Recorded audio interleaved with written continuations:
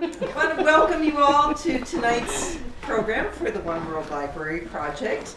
My name is Ann Mayushak, and I'm the board president of the One World Library. And we have a few other board members here. Sue's serving tea, Kyoko, Alice is actually serving tea, and Marita. We're very excited that you all came out tonight, and I just want to make a quick announcement that Sue just reminded me of, that we hope that none of you are parked on this street here because the neighbors get very annoyed.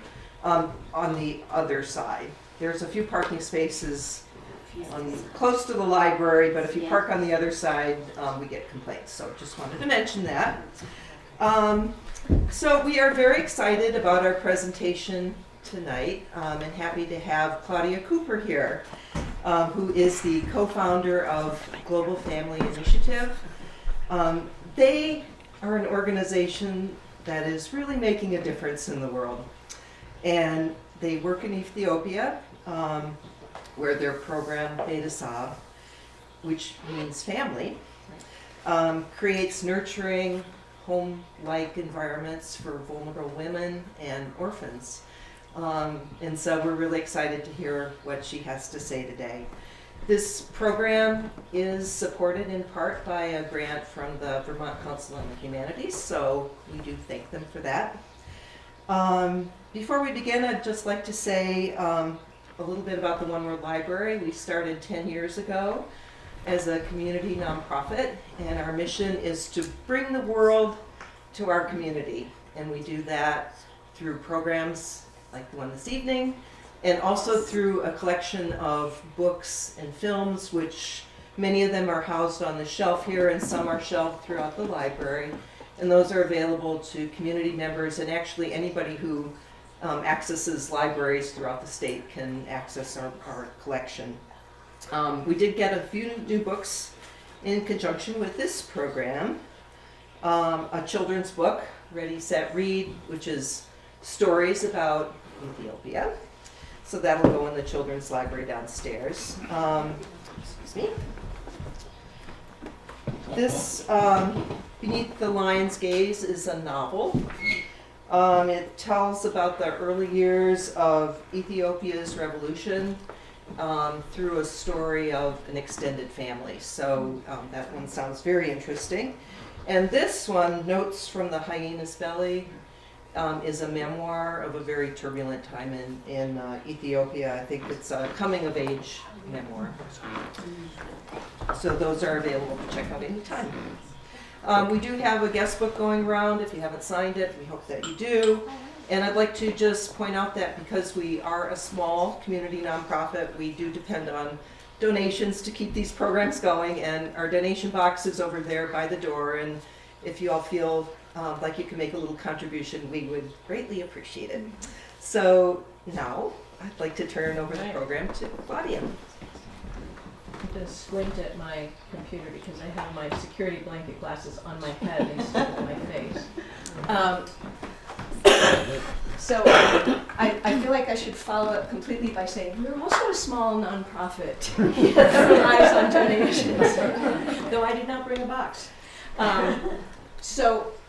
First of all, I want to just thank the One World Library Project, and in particular Marita and Alice and Anne for bringing me here, and of course all of you for coming out to listen to the story here. I want to introduce myself a little bit further. I am a co-founder and co-director of Betasab and Global Family Initiative. I'm also a professor at Middlebury College, and I've been teaching in education studies and English and American literature for about 20 years. I'm going to follow John Elder down the path of happiness, and I'm retiring from Middlebury College right after J-term, and that is going to be to devote more energy and time to Betasab and to writing and other things that feel pertinent to me right now. I want to give you a quick outline overview of where I'm thinking to go with this. I want to give you a little bit of context for Betasab and Ethiopia, a little bit of my story, which is connecting to Ethiopia for about 15 years now. I'm not going to torture you with the other years before that, many 45 years before that. Our adoption of an Ethiopian daughter, detours into taking Middlebury classes over to Ethiopia. I've tried to figure out as many ways as I could to bring these two worlds together.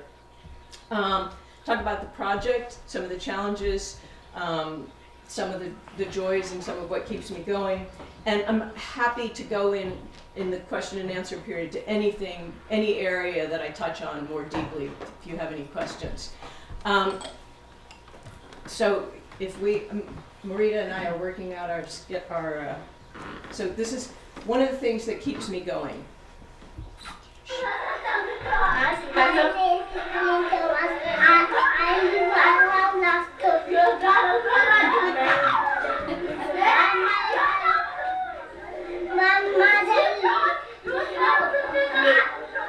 My mother name is. That's short for idling. My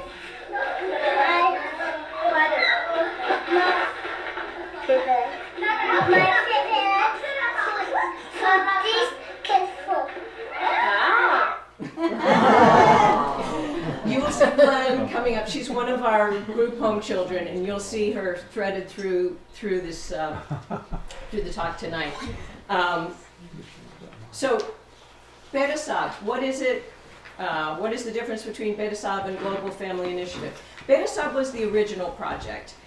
We formed Global Family Initiative with an eye toward expanding the mission and making our work and vision a little more clear. People didn't know that Betasab means family. People who know Amharic, all of you know Amharic. People who know Semitic languages, Bet is the word for house, Sab is the word for people. So it's related to Arabic, Hebrew, Aramaic is, and so that's not something that resonates with a lot of people. Global Family Initiative is something that people could understand more. A basic outline of the project, which I'm going to come back to in much more detail in a little while, is that we do work indeed to form and support families. We have Origins Home program, which we have 2 group homes with orphaned and abandoned children. We have a Learning Lions program. The lion, you had from the lion's belly. The lion is very important. I'll talk about that in a minute too. That's our school support program. We have 100 high-risk kids that we help keep in school. And we have a women's empowerment program that we just launched this past summer. So we decided I didn't have to dance, but I have to dance. So where's Ethiopia anyway, right? There's a lot of countries. Most of us know where it is. It's here in the Horn of Africa. It is sub-Saharan, but it is really widely varied in geography, and there are a lot of things that I just want to draw your attention to, but it is here. It's got high mountains. It's got the lowest Denekal Depression is one of the hellholes of Earth, in that it's a salt flat, it's desolate, it's fierce, and the miners work it as they did 100 years ago, 500 years ago, 1,000 years ago. There are also, this is not in my talk, but it's just so interesting there. The Denekal Depression is where more geologic change is happening at a faster rate than almost anywhere in the world. And what's happening in part is that the Rift Valley is splitting apart. There's going to be an inland sea. And geologists can actually see that in real time. There was something that happened in Iceland that took something like 15 years to do that happened in a matter of weeks in Ethiopia. So it's a really, really interesting place. I think I need the next slide. Which is to just come in a little bit closer to think about why is Ethiopia considered an important ally in the region, which it is.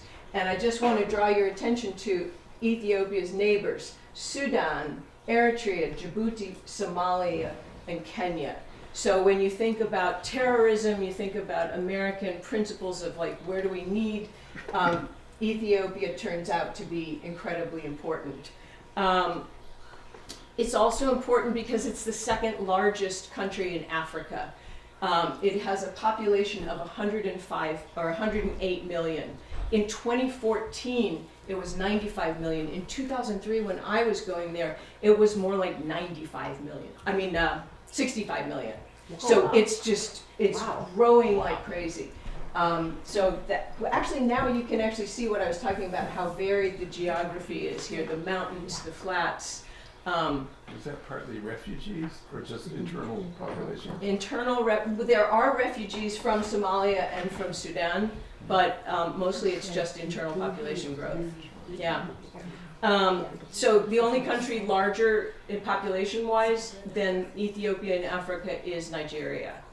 So I want to, oops. Oh, did I?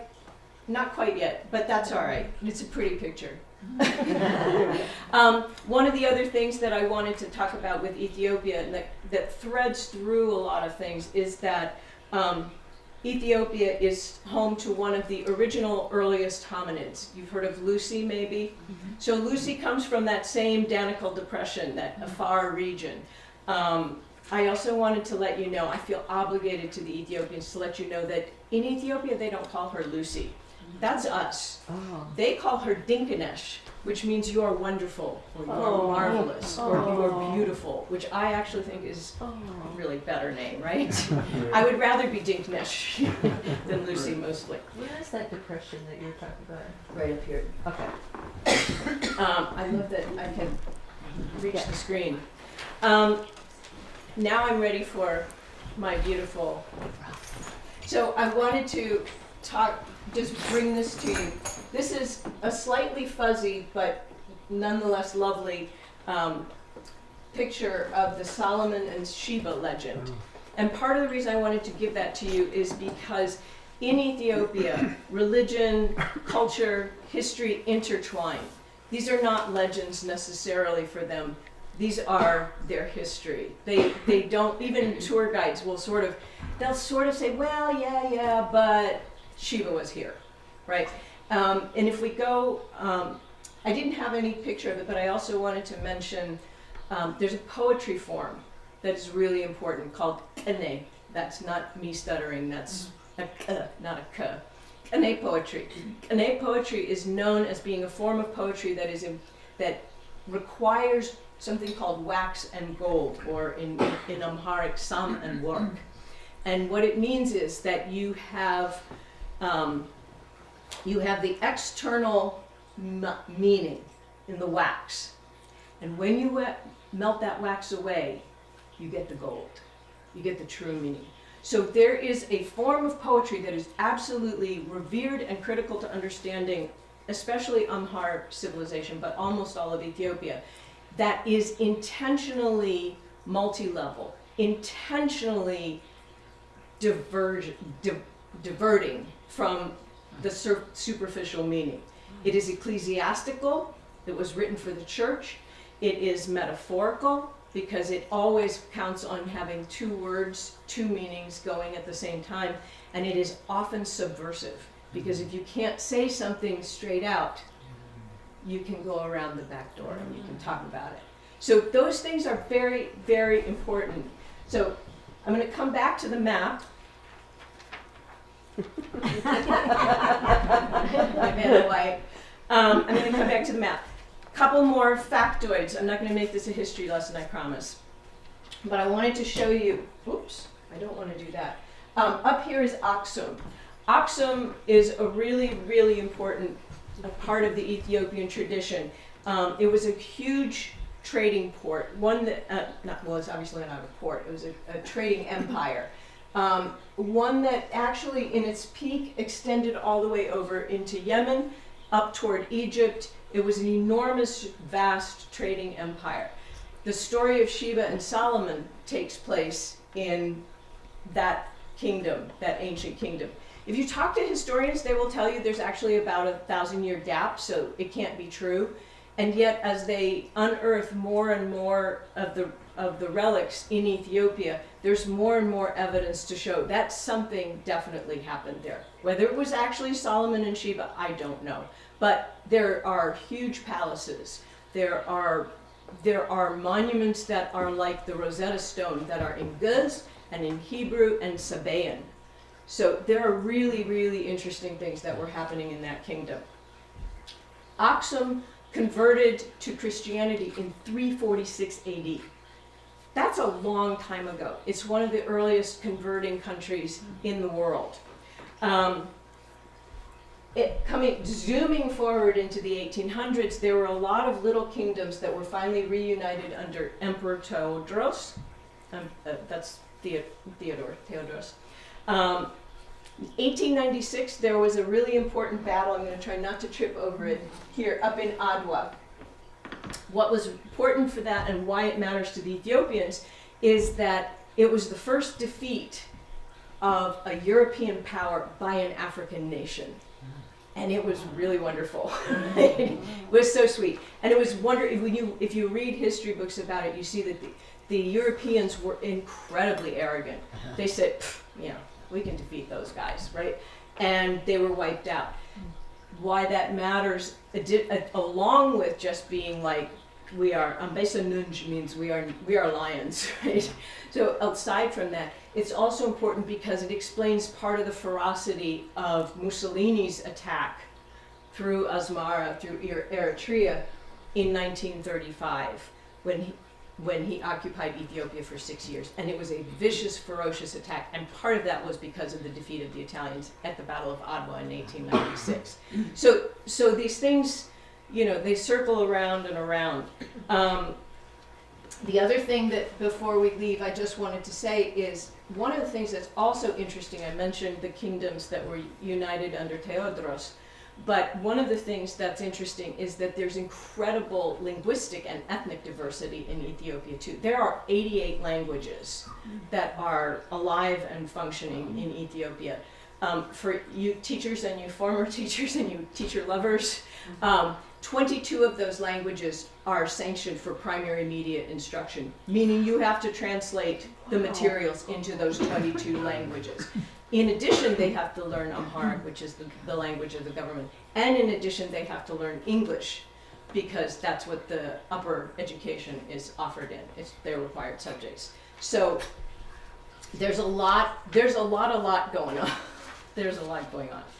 What area is it? How big is it in area? I think it's about the size of Texas. Is that? I was looking. I was like, I probably should go back and remind myself of that. But I think that that's about what it is. Or no, wait. You know what? I think are Texas and France the same size? I'm asking. Texas, France, something in that sense. Okay. It's not an enormous country, but We can run with that. we can run with that. Yeah. That's right. We can run with that. I'm ready to show you. Whoops! I think we're going backwards. No. No. That's the next one. No. This is the. Yeah, I have two maps. Oh, you have two maps. Okay. Yep. So I understand. You know what I did? There you So- go. Haile Selassie. I want to show you this Haile Selassie. Couple interesting things, and you may wonder why I have Bob Marley there, but I will tell you that. Haile Selassie's pre-coronation name was Rastafari.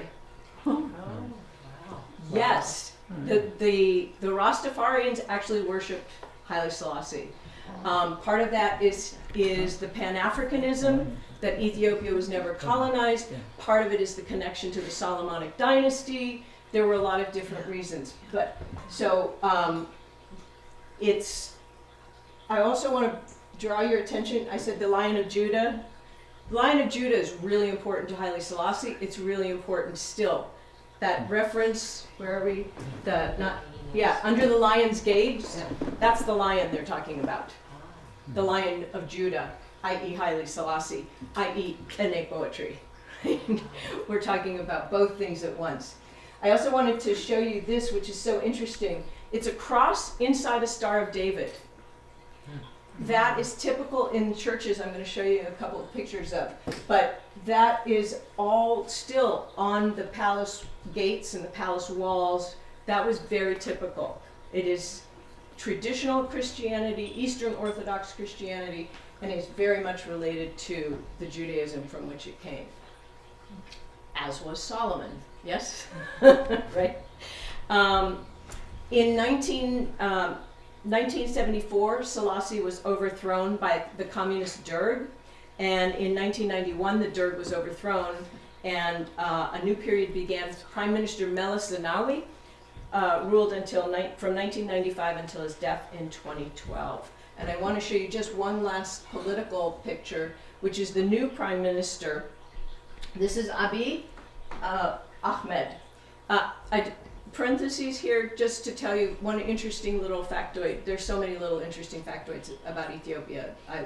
I hope you don't mind staying till midnight. But they use the first name.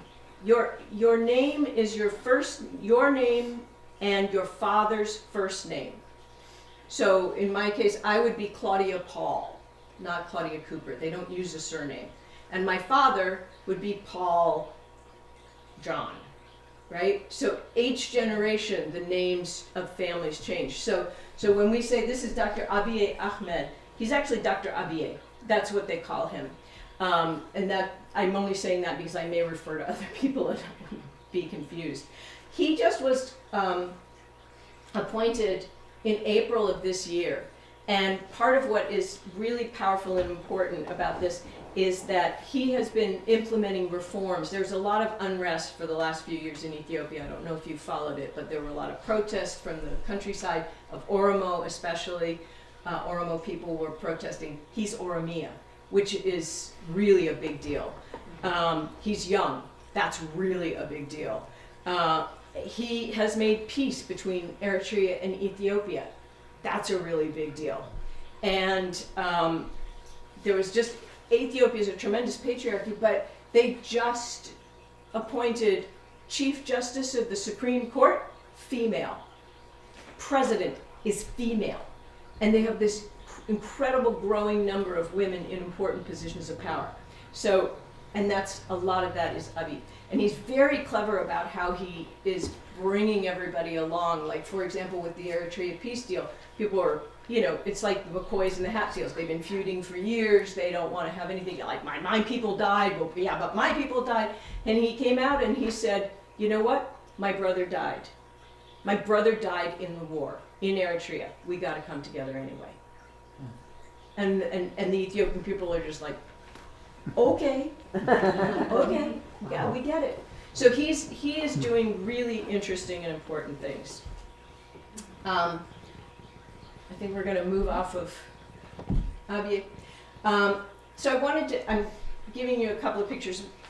I wanted to talk about why I went to Ethiopia in the first place, not because of these pictures in particular, but it was 2003. We had a family friend who's a rabbi. He was very interested in tikkun olam, which is the idea of repairing the world. And he had read an article by the writer Melissa Fay Green about the plight of HIV positive orphans. And he wanted to do something to help. And so it was a self-selecting group that included Melissa. I was the child development specialist, and we went over there. We were originally going to build an orphanage, but it turned out they had an orphanage. And so we went from orphanage building to learning more about what did need to be done. We visited a lot of orphanages in the process. I'm going to come back to those orphanages in a couple of minutes. But our adoption in as well came out of that first trip. So what did I see there? Contrast, poverty, ingenuity, beauty, strangeness. Things that make you understand that the way we do things here is just a way to do things, right? That a lot of what we do is completely irrelevant over there. And the country works. It's a little chaotic, it's a little strange sometimes, or you think, do you really need to do that? Or why is it like that? But it works. So I'm gonna zip through a few of these. Actually, Marita's gonna zip through with us. Here, just rocking the Ethiopian colors. The pride in the country is so powerful. And then, here's the reality of there are a lot of people who are living on the edge all the time. I love this woman. She's cooking for an institution, for an orphanage. It's possible I put this slide in just because they crack me up every single time I look at them. These guys were in an HIV negative orphanage that we visited, and they're just good little people. whoops, I think we skipped Yeah, one. I'm afraid so. I'm sorry. Maybe. Yeah. Yes, we did. Because I knew I had some sheep up there. Sheep going to market, pretty ubiquitous on the streets. You, the sheep, the goats, the donkeys, the walkers. I'm sorry these are a little out of focus. This is a trash. Yeah, I don't know what's up with Better? a little better. This is a trash sorting station. People would walk in with their carts, sort the trash, go back out. All of this is I took this picture recently from my hotel room. So I'm in this nice hotel looking out, and there's that going on. And yes, and then the next one is our previewed construction site. Again, the patriotic color. You like corrugated tin? Yeah, got that in green and yellow, right? And I love that we've got the taxi. There's so much going on in that, and that's so typical. And this is a photograph taken from, yeah, it's still pretty blurry, but you can get a sense of it. We're in a skyrise restaurant bar, and we're looking out over this beautiful cityscape, right? I think. Do you want to try going to the next one while you play with it? Is it better? Okay. Yeah. It seems to change from slide to slide. So okay. Well, that would be me, maybe. Jerry cans, again, completely typical kind of picture that you would see. And this one is a modern construction site, and I love so much about this picture. First of all, that you can see that some of the scaffolding is metal, but some of it is eucalyptus branches. And that's set behind a solar-powered traffic light. And you're just thinking, well, yeah, of course it is. Like, what else would you do, right? Of course you would have that. So that kind of contrast. And we can go to the next one. What is that on that truck? Those were like oil cans, like where you put cooking oil and all kinds of oil. Like everything is used and reused, repurposed. So this is maybe the some of the requisite food porn. This is drying chili peppers for the berbere, which you may have heard about or eaten if you've gone to an Ethiopian restaurant. The recipe for berbere is something like completely absurd, like 14 pounds of chili peppers and a quarter cup of garlic. I mean, it's like, yeah, it's really hot. And this is a dish called tebs. It's delicious, fabulous, sauteed meat with rosemary and onions and peppers and delicious. This, I don't know if you can make what that is. It's actually a plate of raw meat, which is a delicacy. That's just how it's served. You eat it that way. You dip it in berbere powder and eat it. And this drink, I'm just going to be silly and point out to you, this is what they call a sprees, a wine sprees. Sprees is the word for mix, so they have a lot of spreeses. This particular one is a bottle of red wine, a bottle of beer, and a bottle of Sprite. You could try it at your next party. Whoa. I know, it sounds disgusting. It's possible that somebody might have had some, and it's not as bad as it sounds. So why did I keep coming back? Obviously, I fell in love. The hospitality is amazing. The people are lovely. It's a three-kiss culture. What's not to like, right? Boom, boom, boom. You have to get. If they really like you, it's 5. Sometimes you get it on the neck. Men hold hands in the street. People get unreasonably happy if you trot out a few words of Amharic because you're trying. You respect them. So there are a lot of different ways and reasons for continuing to come back. I think I have a couple more photos to zip through. Beautiful fruit stand at night. Yeah, don't you just like want? That's what it does to me. I don't know what it does to you. But there were, whoops, we're not, well, we can go to coffee, that's all right. This is coffee ceremony, I'm gonna come to this, but I wanted to just also insert here why else I was coming back. And one of the things was a comment from Rick Hodes, who's a Middlebury alum. He's a doctor who has connections in the community. And he's been working there for about 30 years. And when the very first trip that we went over, we were, is that already over? I was like, oh shoot. I was like, oh my God, behind schedule. We were trying to decide whether to go as this first group to go to Mother Teresa's Mission for the Destitute and Dying. And one of the members was saying that sounds like it's going to be really hard. And you know, you're thinking, well, it is called Mission for the Destitute and Dying. Yeah, it's probably going to be hard. And he said, and Rick, and she said, well, why should we go? And Rick said, you don't have to go if you don't want to go. You shouldn't go if you don't want to go. And somebody else, possibly me, asked again, well, why should we go? And Rick sort of paused and he said, you should go because you should see what happens if you do nothing. And it was really an interesting experience to go through something like the Mission for the Destitute and Dying with someone like Rick, who's working for the patients, working with them. So it wasn't a like, oh, woe is me. Of course, it's self-evidently terrible. But my discomfort with someone else's pain should not trump their pain, right? You should see the truth. You should see what happens. So, and he's very practical. And so you are walking through, but you're also saying that's not the only story here. It's not me walking through Mother Teresa's mission right now, right? So I want to, while we still have our beautiful coffee in there, also balance that out, however, with the idea that I think there should be an ongoing struggle. There's certainly, I'm doing an ongoing struggle within myself, within the conversations that I have with people about the idea of aid versus development, about white savior complex, about going in and fixing things for other people when they're pretty capable of fixing them if we gave them fair trade agreements, if we gave them a little bit of a boost, if we didn't worry so much about our own suffering, right? So thinking about those questions and how you build from the inside rather than coming in from the outside with your big bucks and your big ideas. And also that idea of how do you facilitate and not fix. So now I'm going to actually tell you a minute or half a minute's worth on the coffee ceremony, which is incredibly important in Ethiopian hospitality. Ethiopia is the birthplace of coffee. I can tell you the legend of the goat and Kaldi if you want later. But it's a ritual. Actually, you could go to the next one here.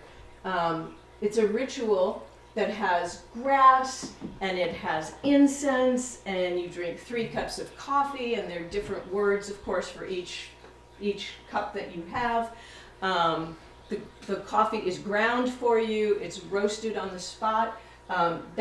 It's very important when they come through. They will come through the woman who's doing it for the woman. I don't know any men who do that, patriarchy. But they'll come through and they'll offer you the roasting coffee pot or pan that they roast the beans in, and you bring in to appreciate the scent. It's a very sensual experience overall. And any house worth its salt that is able to will offer you coffee. When you come to visit our project in Ethiopia, we will offer you coffee. This one, there's usually popcorn with sugar on it, which is surprisingly delicious, and not caramelized, just sprinkled. This was a special occasion, so we had some cookies also. But it's a very big deal. And this is Yeshi, one of our aunties, who's doing coffee ceremony. I'm going to go really fast through the next few slides because I don't want to spend all of our time here. This is outside Addis, a typical street. Again, you just can see how crowded it is. There's 7.5 million people in Addis Ababa, so it's and we'll just keep cycling. This one is women wood carriers. These are poor women who walk up Entoto Mountain. They cut eucalyptus branches. They walk all the way back down the mountain. They turn it into charcoal and they sell it for a few cents. That takes all day, every day. And those bundles, we know because we helped some people with ones, weigh about 80 pounds apiece. Often the women wear straps across their foreheads and across their chests. You can see they're completely bent over because that's about the only way. These women are tiny. That's about the only way you can carry an 80-pound bundle like that. They go up in pairs and 2s and 3s because it's technically illegal, and so to avoid harassment and or worse, they do that. they go up in groups for safety. These are some people punting, and always like, hi, punting across a river in the countryside. And this I want to bring your attention to. This is Lalibela. Does anybody know Lalibela? Yeah, you do, yeah. So Lalibela is a UNESCO World Heritage Site. Lalibela is a complex of churches in the town of Lalibela. These churches are hand cut from the top down, out of what they call living rock. So, oh my gosh, that's right. If you go to the next one, I want to show you. This is what it looks like from the ground view. Wow. Cut from the top down. It is also an incredibly interesting place because there are caverns all the way through the complex, and it is a city, a complex of churches that's built on the pattern of Jerusalem. I mean, on the architectural city plan of Jerusalem. How big is that? The complex itself has 13 churches, and it's not a huge place, but the other interesting factoid about Lalibela is that it is on a plateau and it has a sophisticated aqueduct system, as almost, I was reading one article, it says as sophisticated as the ones in Rome, except that it's on a plateau, which makes it kind of more impressive. And if you go to the next slide, then you can see they're not only spectacular on the outside, they're spectacular on the inside. They're full of crosses of David, multiple icons, different walls. Every church has its own monk dedicated to it. Every church has its own special cross. They're slightly different on each one. They're silver crosses and gold crosses. But you can see it's beautifully, beautifully done. This is the church of, wait, I want to say it right, Our Lady Mary of Zion. This right here is where the Ethiopians say the Ark of the Covenant rests, not a replica. A replica exists in every single Ethiopian Orthodox church of the tabernacle, but this one is where the Ethiopians say, if you go back to the Sheba and Solomon legend and the Kever Nagast, you'll know why, but I'm not going to tell you today. I'm going to tell you in the Q&A. So I'm going to switch now completely over from, here's the context, this is the place. So if you, again, all of these things weave through again and again. Your country, imagine we're going to be doing work in this country. Your country that owns the Ark of the Covenant, that has Solomon and Sheba in your background, that has never been colonized, that has all of this fierce pride. This is what this place is like, and it's hospitality, and it's important that if you come to my house, I will open my doors for you. So, this is Anot House. This was one of the first orphanages that we visited. This was for HIV positive orphans. In 2003, the average lifespan for a child with HIV AIDS was 12. Like, they died by age 12. That's what I mean to say by that. I don't know the fate of these particular boys. Most of them did not make it. By 2005, when we went back, there were already protocols in place. But 2003, it was still very highly stigmatized. Lots of governments, you'll probably remember, denied that AIDS was even a thing, right? We didn't want to deal with it. Adult protocols came into place, and then pediatric ones followed very quickly afterwards. The next slide is, did you like that smooth segue?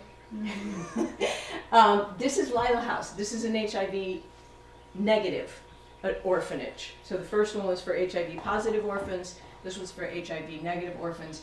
As it turns out, we were visiting this because Melissa Fay Green was adopting a child.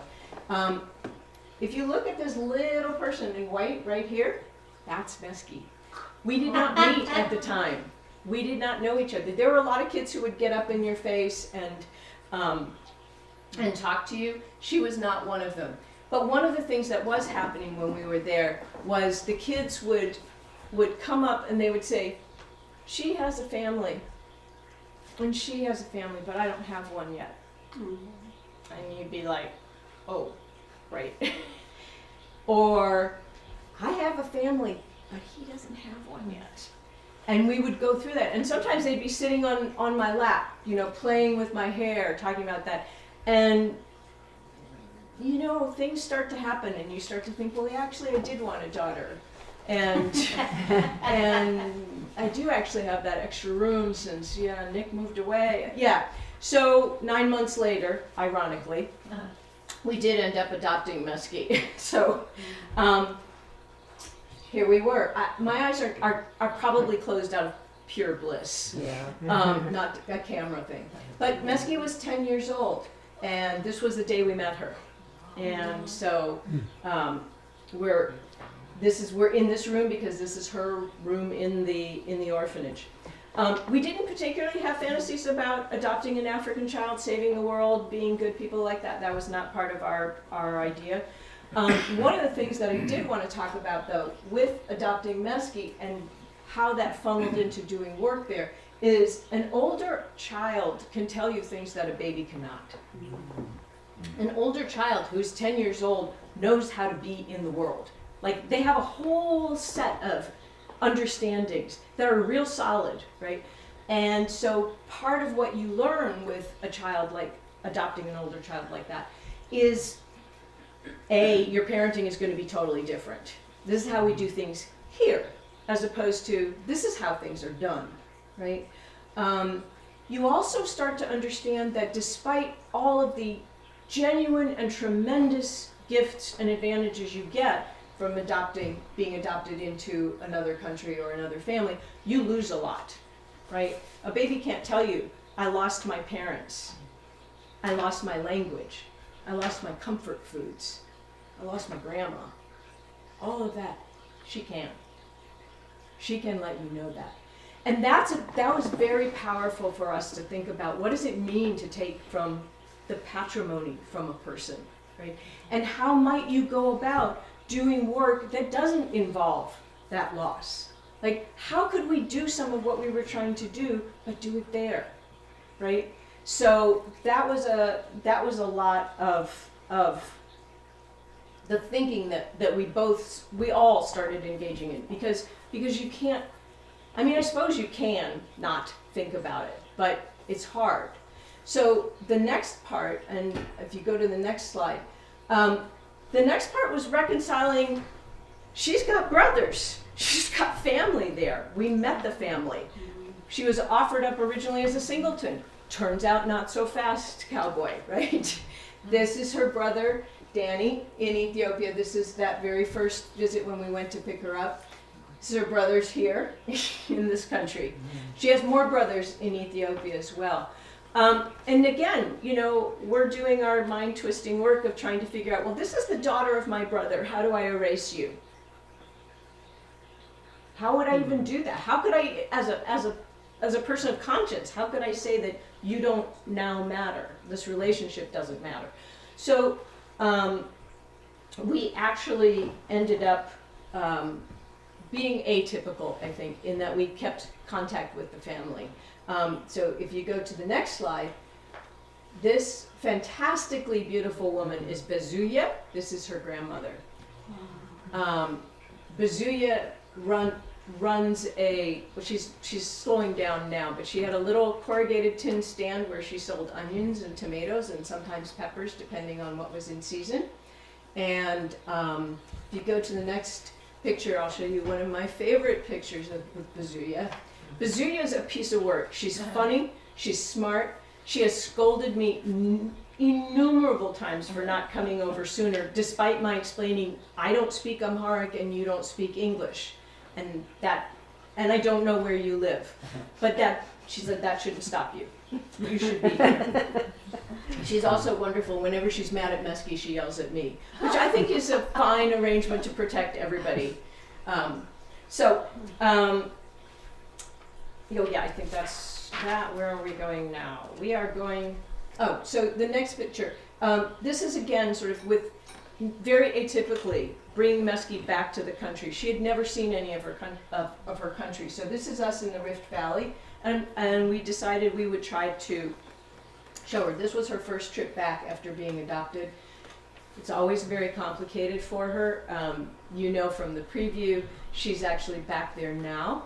but it was very complicated for her to figure out her identity. Is she Ethiopian? Is she American? She is fully immersed in English here, so she understands Amharic, but her productive vocabulary is not what it was at some point. So it's been an interesting thing. So here, I told you I was going to take 2 quick detours. This is the first class I took over, and our son Eli joined us. This was January of 2005. Here we are again at the Rift Valley, and we were, you know, I don't even know who this random dude is. That's kind of one of the funny things that happens with pictures in Ethiopia. People just join you. The next picture is the class that I took in 2015. Everybody's looking a little sweaty and exhausted because we had just had a soccer game and the Betasab children trounced the Middlebury kids, and they were extremely happy about that. They're all, I don't know if you can see, but the Betasab kids are all wearing their uniforms. They were ready for us. Yeah. So, forming Betasab, if we go to the next slide, I wanted to come back to that first class. This is Eric Haste. He was a Middlebury student. He was an economics major. And when we decided to form Betasab, it was in 2008. It was after that class. A lot of things came together. Ephraim Gezahain, that I had been working with since the first trip I had been over, he was the driver, had been asking me for years, help me out. And I said, I got a job. I don't know how to fundraise. I know it's a good idea, but... And then Eric came along, and a number of other things sort of came together to make it start to seem possible. Nick joined the board, and here, working in Ethiopia, we started to see where all of those things that I set up for you before that I wished I had known before I went and did the work, but all of that stuff about the pride and the importance of wax and gold. And if I tell you something, you better listen for both meetings of what I'm telling you, right? Because I may not be telling you directly. It's really rude to say no to somebody. For example, we're Americans. We just want the straight up, right? No, I would say, yes, tomorrow would be good. So then as an American, we're waiting for tomorrow. And they're like, I'm off the hook, right? We're done. I told you tomorrow. Tomorrow is a vague, non-committal, idea. So all of those things started to come into play. And then there's this truth. If you go to the next one, why to work there. This was from Bill Clinton, who gave the commencement speech in 2007 at Middlebury College.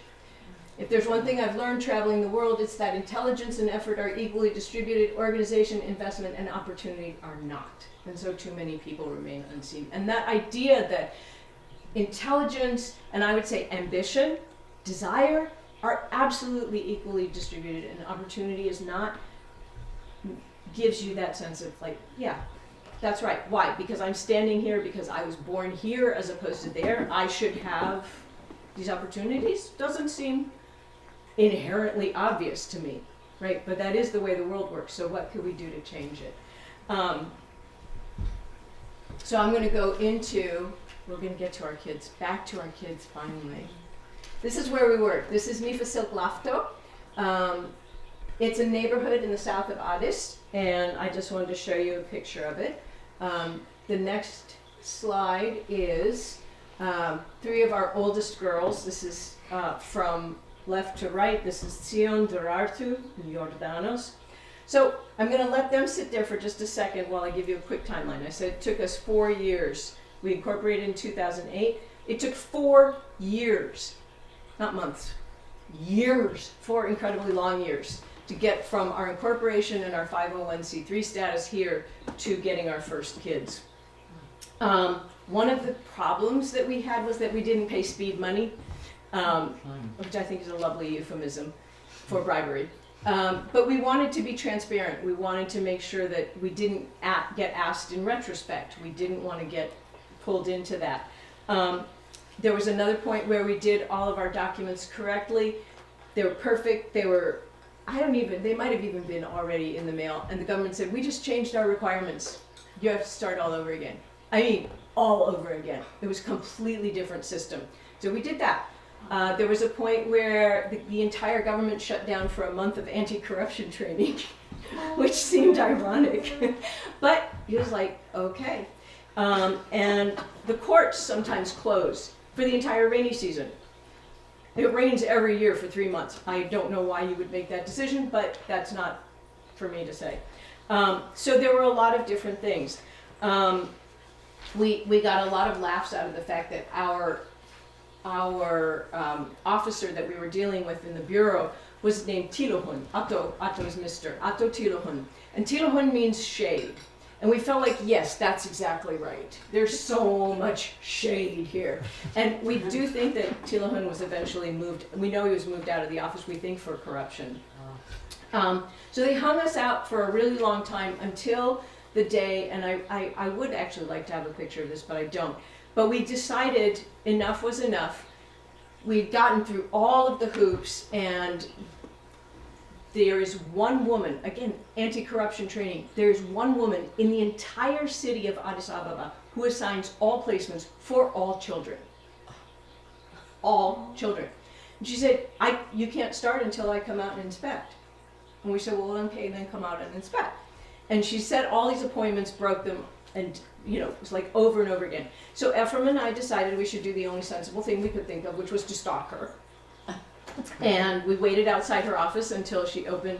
She came in the morning. We followed her up to her office, and she had a glass. It was a glassed-in wall, and she could see us. And she kind of acknowledged, and she acknowledged and ignored.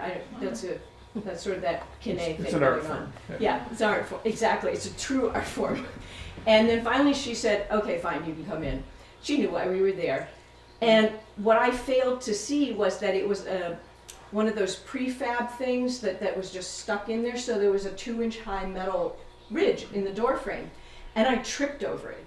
I literally went flying into her office, nearly killed myself on her desk, and I said, in trying to recover my dignity and embarrassment, I said, "You see the lengths that I will go to open this project." And she said, "Oh my!" In Ethiopian hospitality, she owed me, right? Because I had almost died in her office. So she opened the office. She opened the program, right? So I'm not sure if it was my balletic moves or if it was my white face, because white faces do two things: they raise the prices and they get things done. So I'm not sure what all happened, but we got the project open. So I'm going to go back to facts and figures for 1 second.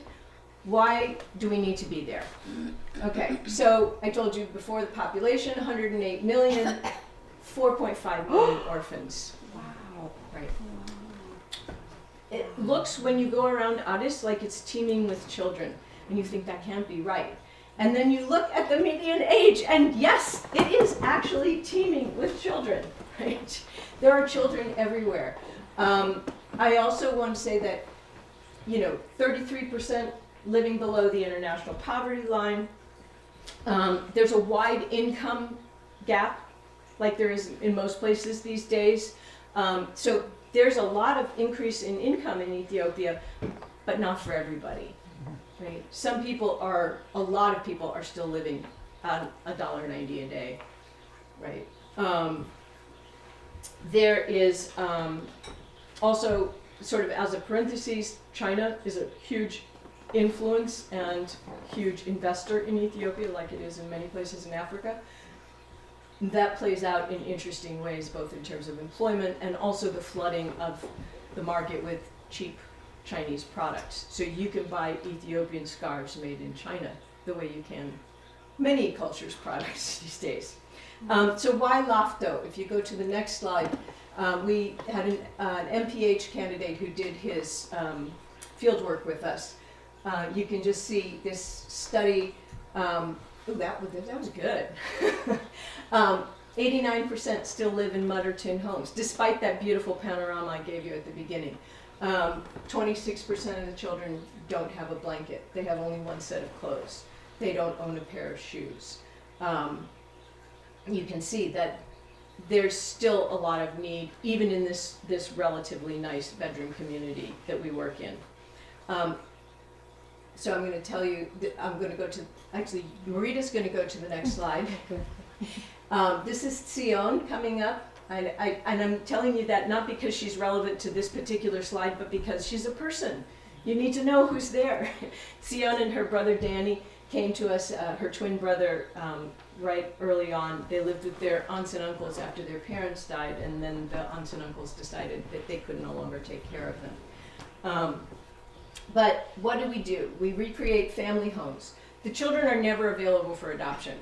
We're just recreating a home for them, for the ones that the Learning Lions, we keep them in their homes. That's how we tie that together.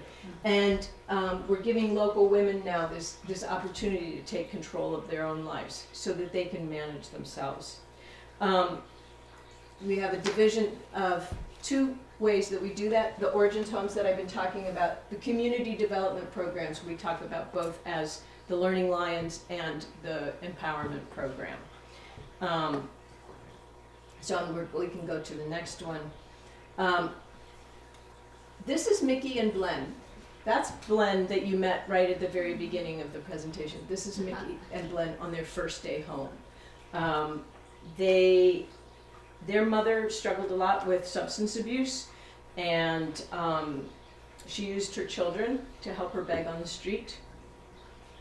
Mickey had gotten old enough to start rebelling, which was not what she wanted. He kept himself going by stealing food from little local vendor carts and things like that. And she found her way into a churchyard where they would take care of her. She's just shy of 2. He's about 7 there. And now I want you to go see. This is 2012. This is 2014. I love this picture of Mickey. Mickey he's an actor anyway, but but serving is really important. It's a demonstration of your generosity, your your big man status, right? It's important to be giving. So that's a very typical, like they want you to take pictures of them giving something to someone. That's a big ritual that's always documented. Obviously, Glenn just posing is important. She's 5 years old here, and she's already got the moves.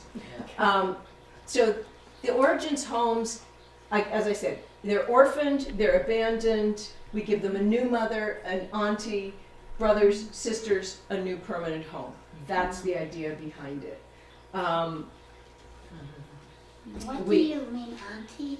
An auntie is a second woman in the house who does more of the cooking, the cleaning, is secondarily responsible for taking care of the children.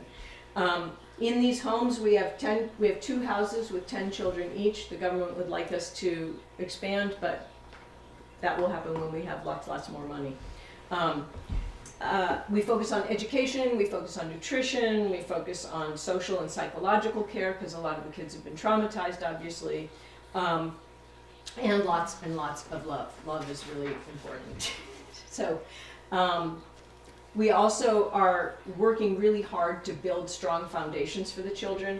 They're all old enough, except maybe Glenn, to remember the challenges they had on the street before they came to us. Even if they were 6, they know what was there. Those stories come out in dribs and drabs and through intentional efforts on our part. Now a lot of our kids are starting to give back. They have helping professions. They want to be doctors, teachers, nurses. So they're starting to give back. But again, this idea of building the future up from the inside. The next slide is of Solomon, who's actually there. This is Solomon. He's our resident brainiac. Solomon always took number 1 in class and sometimes took number 1 in school, which was this year he was King Student of the. They gave him a crown and a whole lot of things. He got this suit because he was that. King Solomon, interesting. King Student of the Year was. I've just lost myself. There I am. He came to us as a Learning Lion kid whose mother had died, and so the Kebele, the subsidy, asked us to take him in, and we did. Every Origins home kid is always promoted to the next grade. Several of our children are consistently in the top 5. And then we go to the next slide, which is a big point of pride for us here in 2018. There's a national exam you have to take at the end of 8th grade, and that determines whether you go to high school or to vocational school. Solomon got 99.6. So he wants to be a biochemist, and I think he's actually going to be able to do that. Got very excited, so we're going to go a little faster. This is another. We have all kinds of My kids. name is Malik Mohammed. What? You can say anything you like. Like. Good. Chips. My favorite food. Chips. Chips? Yes. Ah. So we have all kinds of kids, right? We have Solomon and we have Meliku. Like, I like food, chips. Right? That's it. That's all you're getting. He dreams of being a truck driver. This is Caleb, another example of one of our oldest boys. Caleb actually ended up having TB of the spine, which we don't see very much in the United States, but Rick Hodes happens to be a specialist. So he had to go to Ghana and get reconstructive surgery for TB of the spine. It turns your spine into a V and eventually collapses your internal organs and paralyzes you and or kills you. So he was one lucky fellow. And we have all of those things. So I'm going to zip through. Getting girls to think about being more than what is traditionally offered in a patriarchy is important. And I'm going to just keep zipping. All of this is oriented to, he's made, you can't really appreciate it, but this is Teddy, who's one of our boys who brings it all. He's made a car out of corrugated cardboard and dental floss, and it actually has a rotating steering wheel. It's pretty awesome. I am going to skip over the next slide, which is another video, but I just don't have time for it. They're boogie woogieing, and if you really want, do you really want to see that? All right, we're seeing the boogie woogie. I don't care what you say. Skip it. We can't. I know. That's why I put it in. There we go. All right. You have to do it. And so the next. So this was a self-generated dance. We were doing something else in the background. Possibly one of my favorite moments of this is watch. Keep your eye on Solomon. Who's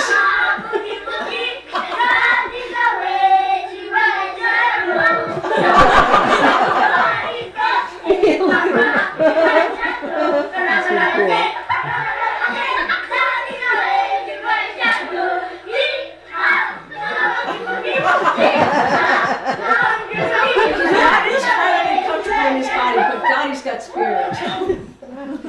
So, yes, I know that, that's just one of those. So, we're back to Glenn and Mickey again, and I wanted to show you this because this is part of what we're calling a reunion program. It's not reunification, but we are making a lot of efforts and we're working our way through the kids to reconnect them with their families of origin. It's complicated. Some of the families want to be connected, some of them don't. Some of them have the means. Some of them are worried that we're going to be trying to pawn their children back on them, and they can't handle it. Resource-wise, right? So it's interesting and complicated, and it's complicated for the children, but we are working to do that, and they are all interested in this idea. If you think about it as saying, like, well, we'll be like your aunt and uncle, right? You live with us now. They're still your people, right? This is still your family. You can still live with us. It's all good. And so that's how it's playing out. But this is Blen and her older sister. This sister lives not with the mother, but she's age-wise between Blen and Mickey. Blen was incredibly excited to meet her sister. Mom, a little more complicated. The mother is doing much, much better now, but none of her 7 children live with her. So, so I'm going to, again, zip through the community development programs I've already mentioned. The Learning Lions, and you can go to the next one. The Learning Lions is keeping these kids, school may be free, but nothing else you need to go to school is free, right? So your uniform, your shoes, you remember back to that slide about what's going on in Lafto. A nutritious snack. So that's what we do with the Learning Lions. We supply all of those things. When you have 100 Learning Lions, you have a lot of school packs, right? We have so many packs of paper, and nothing is supplied. So they need to have all of those things. We also give them shoes. So finding the right shoe size is an important aspect of getting ready for school. The next slide is a picture of a Learning Lion mother and her daughter outside their house. And we do a lot at Betasab. You won't see this picture in any of our promotional materials. You won't see it because I don't want to engage in what some people call poverty tourism. I really want to be respectful. All of these women have made the effort to get their kids into a program that supports the kids. They're trying their hardest, but these are the conditions that they're living in. I've been into a lot of these houses. I've lifted my feet where the rats went by, and I've looked up in the ceiling and seen the holes in the corrugated tin where the rain just comes in. So this is the truth about why this program is needed. This is one of our newest little Learning Lions. We know early start's important, and so this was on the distribution day, and I just really liked her. Sheba. This is one of the women from our first cohort. They're getting basic business, they're getting literacy, numeracy, learning how to form a cooperative, and they are using that in order to take more control of their own lives. The first cohort, as I said, was in June of this year. We're really proud of them. I think if you go, so this is them on a break, the end of the day in our Betasab office. We have two pictures of them in the Betasab office from the same period. But if you go to the next slide, you'll see this was before it was painted, and this is after it's painted, same office. But they're getting their certificates. Everyone is cheering them on. Your success is my success. That's often how it works. They're genuinely have these kids they sometimes bring because there's no other place to leave the kid. And then the last one is everybody getting their successful completion certificate. So that was a really exciting new program. The next picture is a mother meeting. This is in one of the houses. This is Yeshi, who is doing a coffee ceremony, Salam, our full-time social worker, and Ephraim, our outgoing director. And we have a weekly mother meeting. We talk about issues, we talk about child development, we do a lot of different things, always with an eye toward keeping communication open. So if you go to the next slide. This is your Betasab mothers or? Yeah, Betasab mothers, yeah. We are getting ready to do some of the trainings for them, but we do most of the trainings, because a lot of those mothers don't know what to do also. You know, how do you prepare a nutritious meal? How do you do that? Here we are back to Blen, because why not? This is Blen recently on a date with Mesky. She was upset that Mesky was leaving, so Mesky solved the problem by taking her out for coffee and corn. Here's Mickey again, most recently, and this is Mescarum, grown up and about to take the helm. And the next slide, this is Fikerta Getachu. This is our assistant country director who will be co-directing the program. She's been with us since the beginning. This is in fact the day she signed her contract in 2008 with us. So, 2010. And she is wonderful and head of finance. There's a shot of all of us in 2016, and then you can see these kids, they grow up so fast. It's a shot of us in 2018. This is Mesky's brother again, who's now a movie star, believe it or not. And this was a special occasion where he was having, but you can see, I mean, this is Sion. I mean, these children they're really growing up. I'm going to leave you that. I have a couple of brochures, I have some other information. You should totally feel free to get in touch with me if you would like to know more about it. And I want to give you 3 last slides. This looks like it should be the end, but no. Lest you think we take ourselves too seriously. This was a selfie. This is Tesfa, one of our oldest boys. Started out super sensibly with a beautiful, nice selfie. And then we got a little carried away. Mickey starts to photobomb us, and then we're just like all gone. This is another one. And our last, we have one. Okay, say goodbye.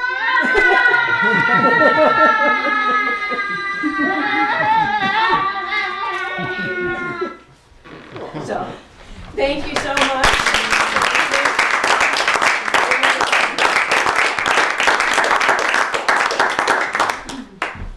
She's such a pixie. What a cutie. She is such a cutie.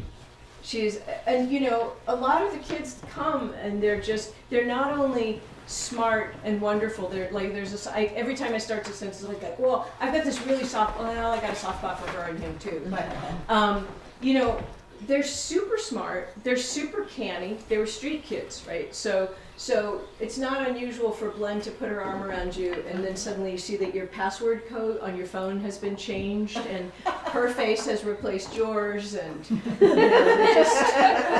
they just go where they want to go with that. Are there questions, comments, thoughts, things you'd like to know more about? Yes. You know, after you have developed the program and it became clear to the government that you are keeping the children, families there, were the doors more open to you, you know, to promote it? And That's a really great question. The Ethiopian government is a really complicated entity. I'm pinning tremendous hopes on Abiy, on Dr. Abiy, and in terms of it opening up more. Traditionally, it's been a very hard place. I mean, I was looking once at a statistic, and it said Ethiopia ranked up there with Cote d'Ivoire and I can't remember somewhere else as the most difficult places to work in the world. Cote d'Ivoire was at war at the time. Ethiopia is considered a hardship because the infrastructure is difficult. We have power outages. We're trying to digitize, and there's brownouts all the time. Anytime there's unrest, the government shuts down the internet. They own internet and telecom, so they shut those down. So those make it more difficult. And the penalties for making a mistake with the government are really serious. Like, you don't want to mess up. So the slide is toward non-committal. Keeping your head down, just doing your job, not making waves, not approving something that you don't know is going to be right. And they're very much about box checking. Did you do this? Did you do this? Did you do this? So in certain ways, yes, the government is pressuring us constantly in a positive way. They love our programs. Our kids, they look like middle-class kids. They're doing really, really well. So they want us to do more. They constantly want us to do more. But it isn't necessarily an easy road still. You are also not allowed, as an international organization, to fundraise in Ethiopia. You literally, it's literally illegal.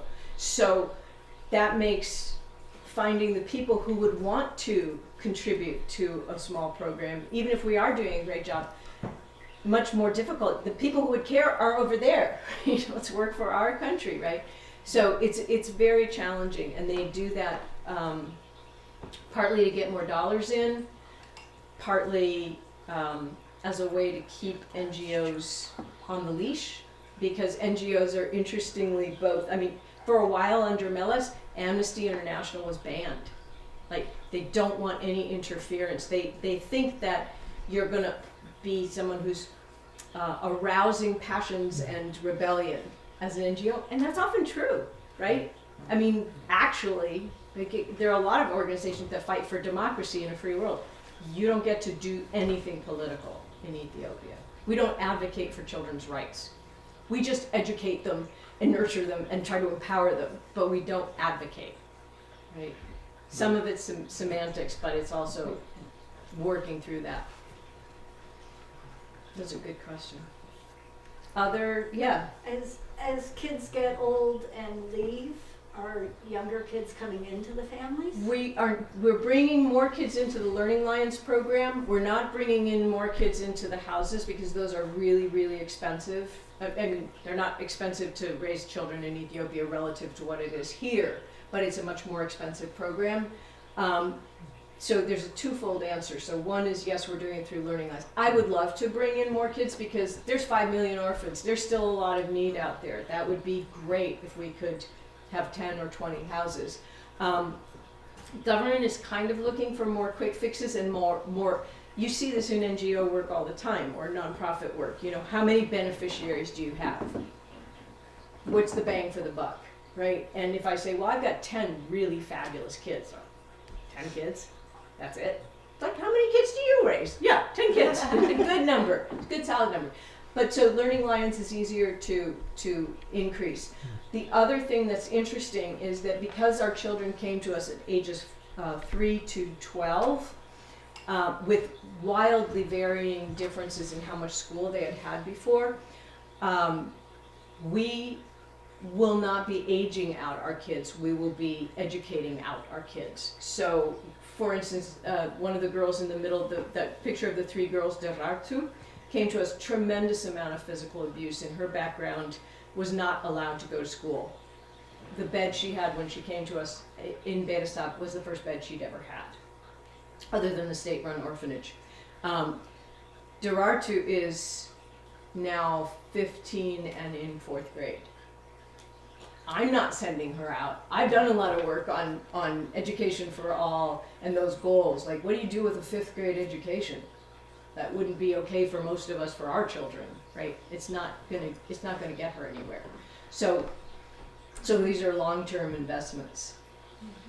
So, yes, please. How do you find the children, or how do the families find you? That's a great question. So everything goes through Wazero Zaid still. She's still in power. She does all the placements. In terms of the Learning Lions, we work very closely with the local government organization, local government agencies. So they have people who come to them for help, and then they match them with our program. Then we go out, make sure we visit every single house and make sure they are who they say they are, their conditions are as they have represented them, which often means trekking for, I've had 9-mile days myself, walking through the sub-city, going to each house, and then if they meet all of our criteria, then we take them into the program. But everything is done through the government organization. We don't snatch people off the street or say, oh, you look deserving and needy. And from the families, how do you get the kids for the family houses? For those children all came. Mickey and Glenn were on the street. Tesfa and his brother Sammy were on the street. Jordanos, who was one of the older girls, and her twin cousins, Magdalawit and Bezuit, were all from the street, and we knew about them. They went through the paperwork through the government, through Wazero Zaid's office, and they were assigned to us. And then all of the rest of the children, the other 12, came to us through Kabebit Sahai, which is a state-run orphanage. So it has like 450 kids in it, and they just chose those kids. I don't know why they chose those particular children. We had originally said we would only take children age 4 to 8 with no special needs, not because we felt like we didn't want babies or older children and we didn't want to be exclusionary in terms of special needs, but we didn't have the staff. As it turned out, as I showed you, we had a kid who arrived with broken bone. We had a kid we have learning disabilities. We have Khaled with his spinal surgery. And so we've had all kinds, and we have children who are 19 now, so they couldn't possibly have been 12.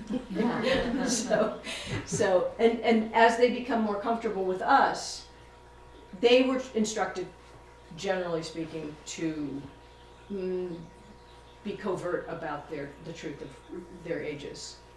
I mean, as older children often are. Older children are not desirable.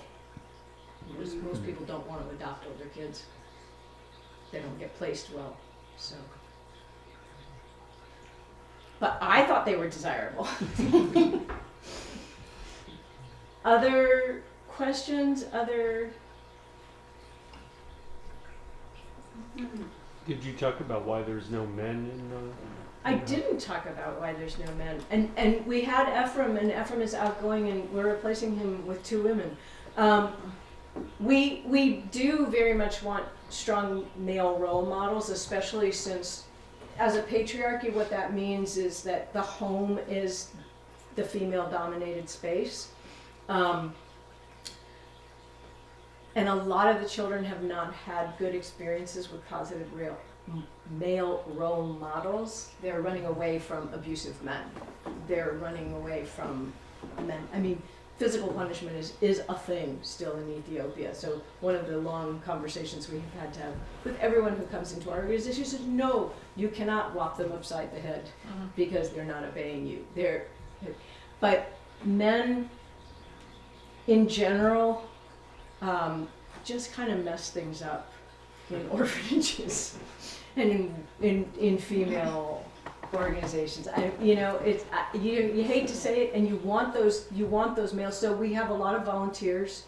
One of the reasons Danny was with them is we have men come in, talk about their roles. They're mentors to our kids, closely supervised as is everybody who comes in.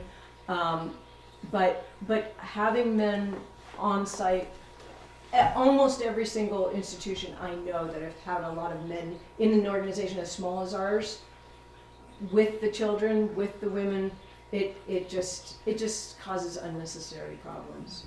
Plus, female empowerment, go women, right? There's a lot to be said for a woman-strong organization, and we're actually looking forward to thinking about that a lot.